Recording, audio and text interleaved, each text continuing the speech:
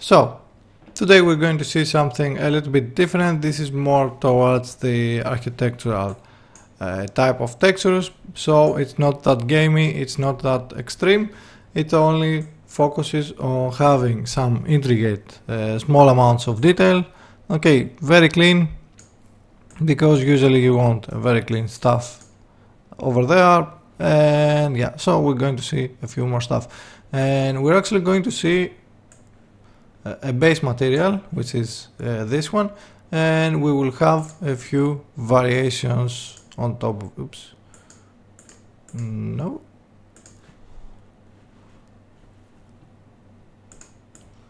well, let's take it down here, put it up here. Okay, we have a few variations. You can download them all from my Patreon page,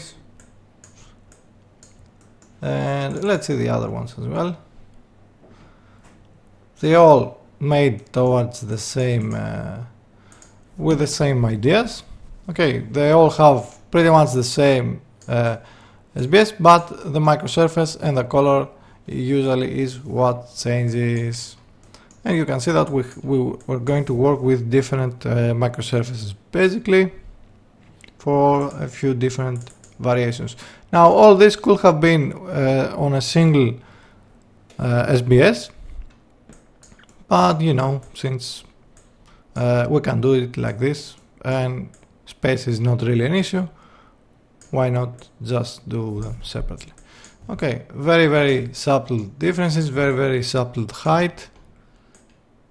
You can see pretty clean materials. And the last is basically this. So let's go back to the first one in the base, and let's go over the graph. The microsurface base is basically what we're going to do. We're going to basically create first, of course, through all the square, and then separate it with a directional warp so that it doesn't look like it's similar, obviously. Okay.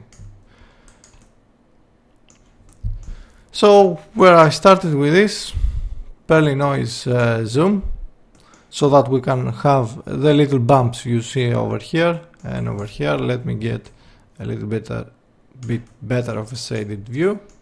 Okay, you can notice it, hopefully, because it's very subtle variations. Then I'm using a transformation 2D to stretch it up so that it's more of a wavy pattern instead of a bumpy pattern. And of course make a tile photo so that it actually tiles. Even though it might feel like it sees over here, it shows, it doesn't actually show in here. And then with the levels I'm adjusting the height, and then I'm blending it with a fractal sum base. Okay, with overlay 0.91, and we get this nice texture on top of our little waves. Then with a splatter circular, this goes with thorns. I basically wanted to do these little points, the like needle points in this one, as you can see. Okay, and then with subtract on top all of it, we get these nice little spots. After that, I'm adding another fractal sum base. I'm blending it with overlay. This one is a little bit more on the roughness, so we get even more detail. We're blending it, well, I'm not actually blending it, let's see. We can add a little bit more, just to add a slight more touch of of detail on top of it. And then with directional warp we are breaking apart the pattern so that it doesn't tile with each other. Okay, standard stuff. We have a tile generator that basically just gives you the squares you see over here. And after that I'm using a Gaussian spots to be precise. And then with the levels I separate all of this, I clean it up slightly, and then with a slow blur grayscale I can make them feel like it's this layered spots we see in here. Then I'm adding it on top with add linear dots. Of course, the more I add, the more extreme they're going to be. But as I said, we want this could work for something else, but because we want subtle differences, we're going to lower it, lower it even more down, something like 0.23. Then we can create the edges for this, which is basically some steel beams that hold the tiles in place. And to make the beams, I've started with 2 tiles like this because I wanted to make this layering effect, well, the easy way. So to do that, I started with a tile generator 2x1. It's a scale 0.96, so we get the borders. Then with a transformation 2D, I scale it up so it's like this. Okay. Then do the same thing, rotate it and then scale it again up. We invert the grayscale, so we have where we're going to cut this. We can do a bevel from this, which is, as you can see, it's 0.002 because it's a very slight bevel. We can see from over here. And with a blur high quality grayscale, we're going to use that and cut into the other edge. You will see how little it's going to cut. So we have our blur grayscale, we use this and we are cutting. You might not even be able to see it over here, but if I raise this, you'll start to notice it in here. Okay, you can see that it starts to do a dent in the actual in the steel beam, like well, it's very subtle, but you can see the light changes over here, like the angle it changes. Yeah, it's a little bit more prominent from here. If I change the tessellation factor, we'll probably be able to get less squiggly lines. Yeah, this is more prominent right now, but you can see that it's still very, very subtle effect. We can keep this in or remove it, doesn't matter. And yeah, with this one I will do exactly the same, invert grayscale, bevel it, the same values as the above, and then we are blending them together. You can see also the cut in here. So this will be our edges. With the levels we have to clean this up a little bit. It's only slightly toward nodes towards the right. So this is going to be our mask for the edges, and this is going to be the microsurface for the steel beams. So it's basically just a fractal on base with multiply on top of this, and here we are. We're going to use the edges to cut our microsurface. Okay, and we basically have our normal almost ready. So this is going to be our normal for the microsurface. You can see it at 1. The edges is going to be the other normal, which we're going to blend together. As you can see, we have the nice cut in here, and then we're going to add on top of them the microsurface. We're blending them, and then we are combining them one final pass, and then it's almost ready, because we're going to also add a few more edges, chipped a little bit the edges. To do that, we are going to create from the first pass of the normal, we're going to create a curvature and ambient occlusion node. Then we're going to use the edge dirt, and we're going to use this. We're going to invert it. We're going to turn that into a normal map, and then we're going to blend it again with the same mask on top of this. So I can control how the intensity of the edges I want. You can see it's very subtle, and then we can simply output it on a normal, and yeah, that's our normal. For the height, I just take the edges. Usually for architectural stuff you don't want this stuff jumping up and down.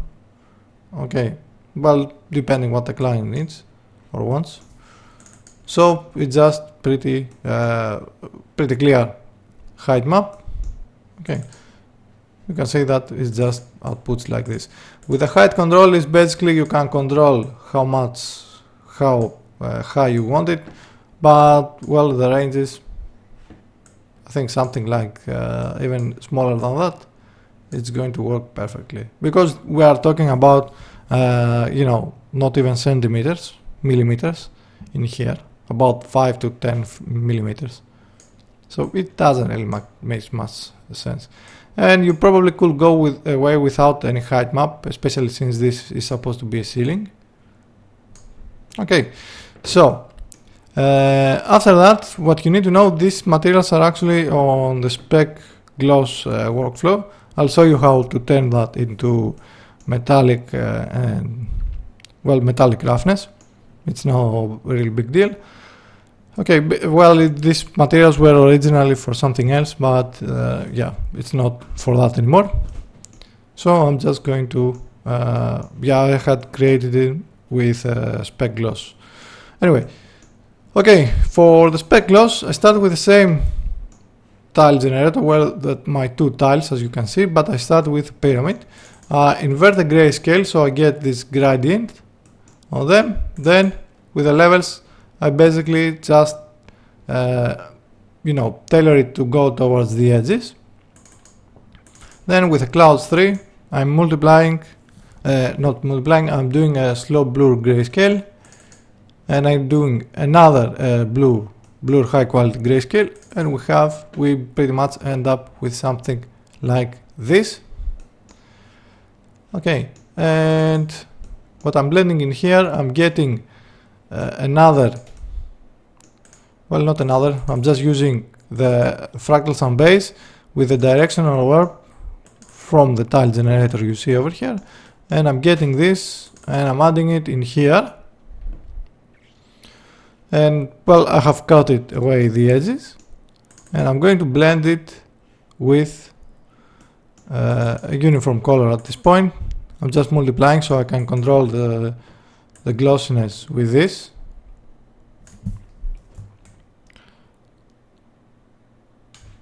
Okay, glossiness is a little bit the opposite of the roughness, basically the inverse.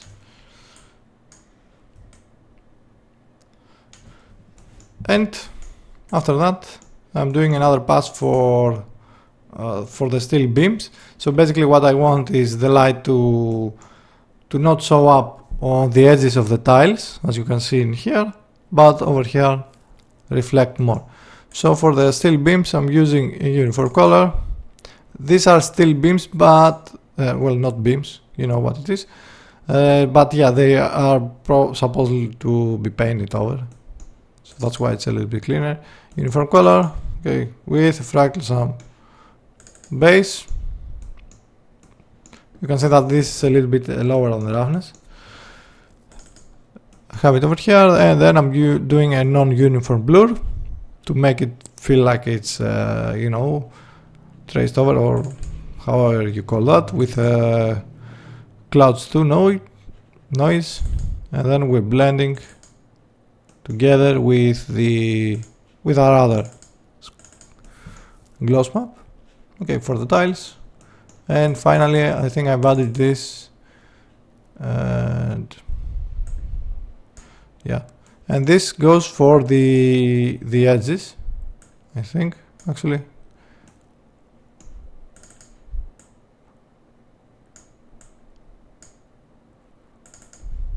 Yeah, that actually might not do anything from what I can see. Oh, it does for the very small edges. Okay, it's going to control the specularity, or either you want them to reflect or not.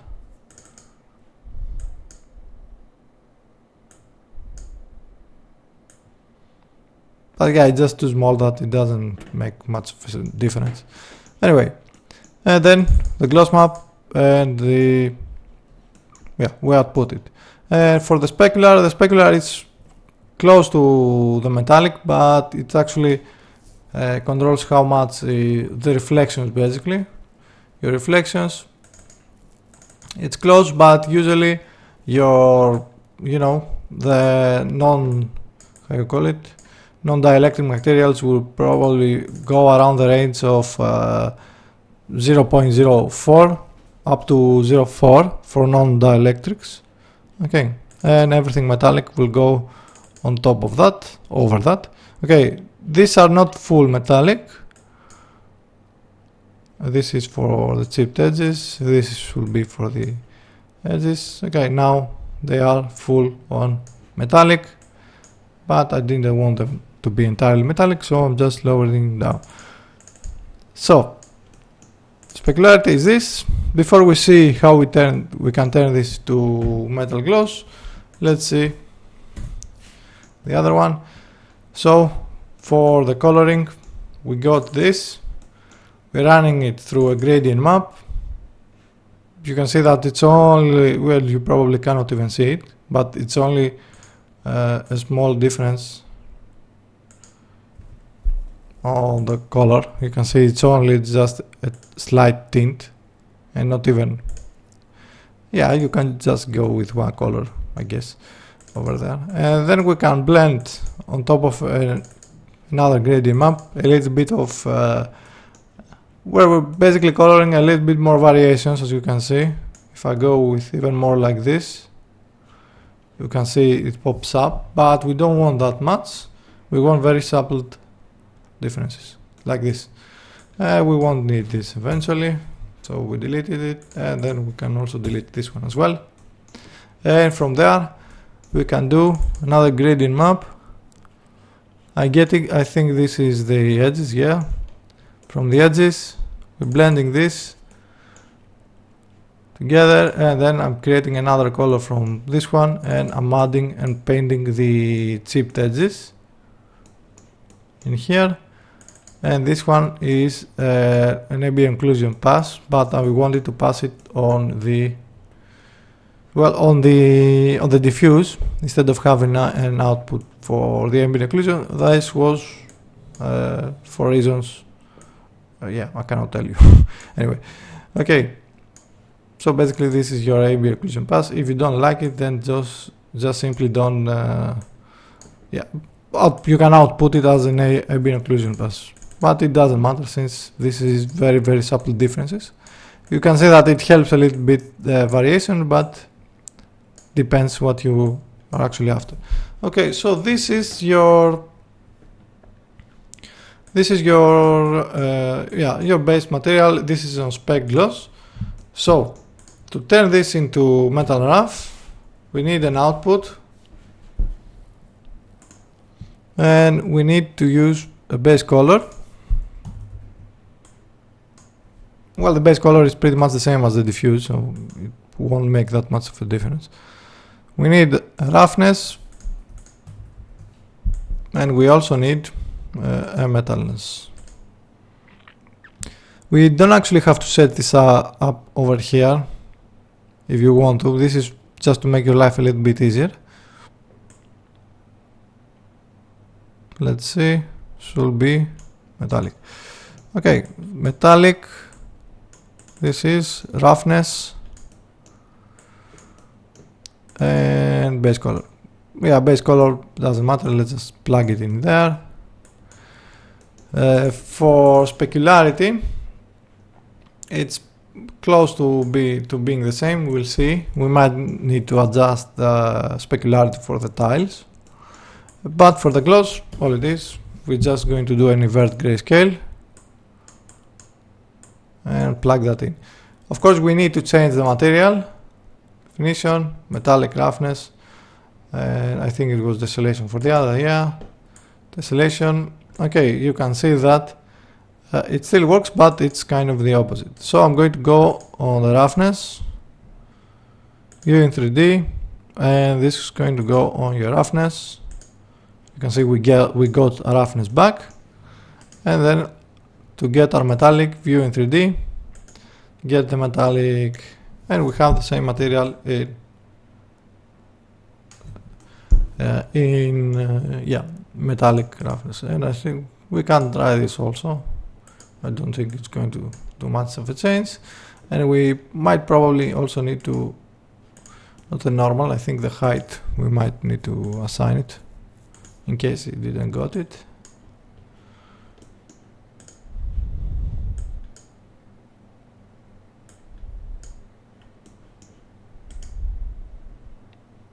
Oh yeah, we probably need to change the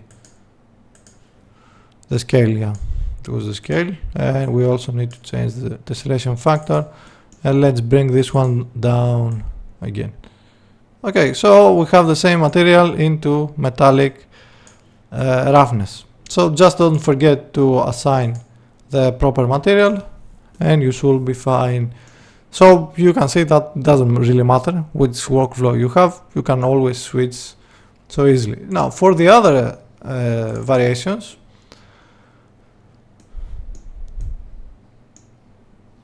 we have, as you can see, for the most part it's almost the same ideas go with one or the other.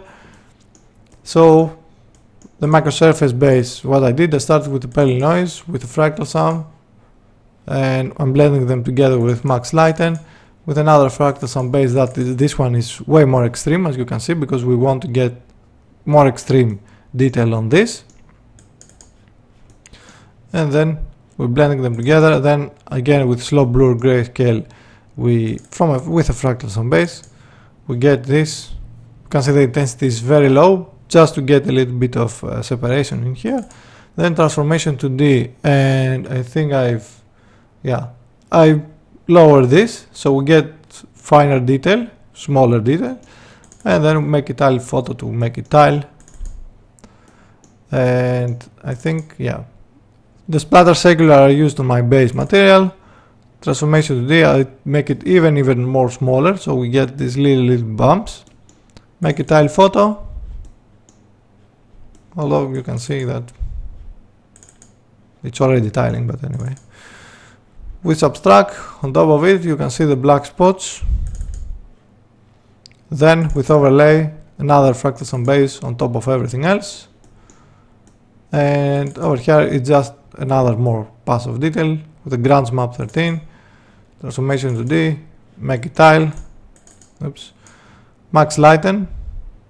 So we get these nice islands over here also, and some nice detail, as you can see. Like this could work just for a wall material as well, and it's going to be pretty good.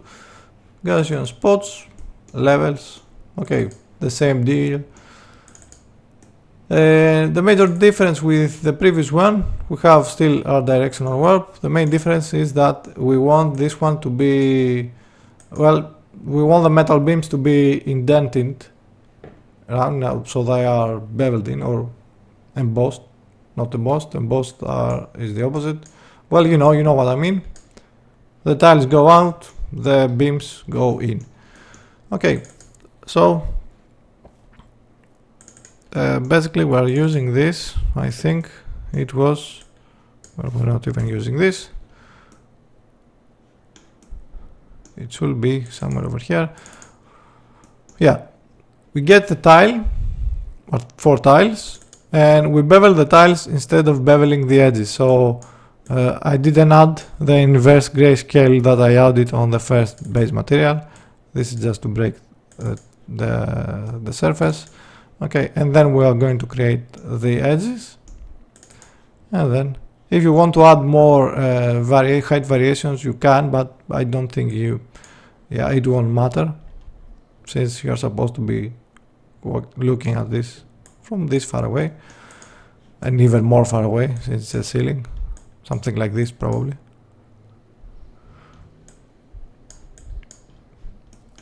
Okay, and then yeah, the same deal with the microsurface in this case, and then our normals and everything else. You can see that it's almost the same. There might be a few changes in some specular work. You can see that this is a bit more extreme of specular map, of a gloss map. Okay, But yeah, for the most part everything is the same. Like this one is also a nice close map. And for the coloring, it's just variations. At this point we just add different color variations, a little bit of extra noise that goes only on the coloring. Okay, create different colors, blend them, and then create a few more, blend them again with just a soft light, another color at the end, and finally you can do your AO pass. Okay, we don't want to go too extreme with this. As you can see, it will just black everything. It's going to make it pretty dark. Something like this would give it a little bit of more gritty look, but something like this. Okay, feel free to play with more, feel free to add more variations. You can add height variations into your tiles, but yeah, these materials were originally created with a few specifications. Okay, that's why I didn't bother with adding other tile variation, tile height variation, and stuff like that. You're not always going to want them. And for the other, yeah, the other two is basically variations on the basic stuff for them. Let's see. Don't forget to reassign the material, the proper material, so that it actually looks how it should. You can see that this is even more clean material. Mostly the roughness is that makes major work. It's supposed to be more cleaner. Let's do a view outputs in 3D though.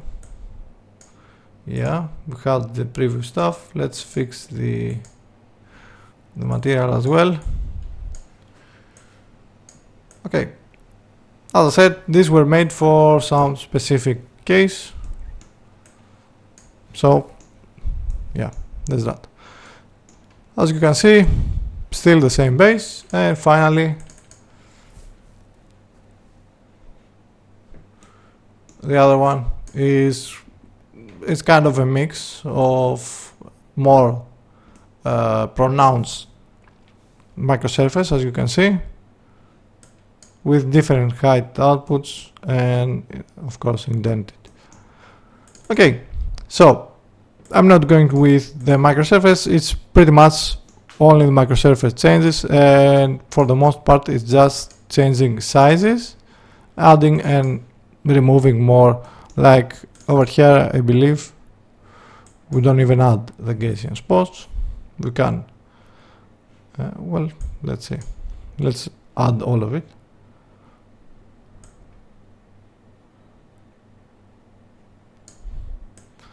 Yeah, you can see the little dots, or you can change this to add linear.